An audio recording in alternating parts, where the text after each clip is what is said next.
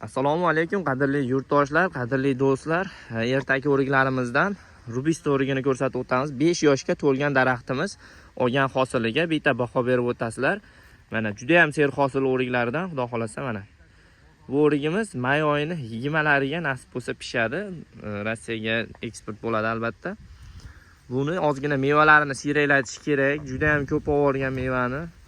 Yilda shunaqa oladi bu o'rik. Hosildorligi bo'yicha ajralib turadi mana. Hosilini ko'rib, o'zlaring bittadan like, podpiska bosib qo'yinglar. Yoqqan bo'lsa, mashalloh deb yozib ketamiz do'stlar. Bundan yaxshi kontentlarni hali qo'yib boramiz, kuzatib boringlar. Shuning uchun podpiska tugmasini bosib qo'ysanglar, juda ham xursand bo'lardik. Mana.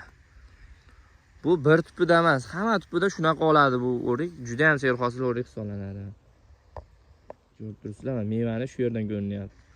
Juda ham zo'r o'riklardan. Ko'chatlari qiziq bo'lsa, pastda nomerlarimiz bor, aloqaga chiqinglar. O'zbekistonning barcha viloyatlariga va qo'shni davlatlarga ham hozirgi kunda yo'lga qo'yganmiz eksport qilishdi.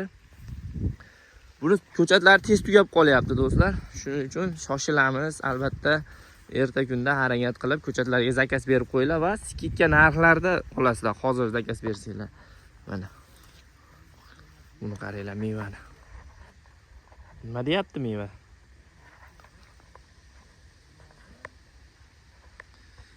Sog' bo'linglar, bizni kuzatishda davom etinglar albatta do'stlar. Mana o'zimizni ham ko'rsatib qo'yamiz, ishonchli bo'lsin deb, xudo xolasa.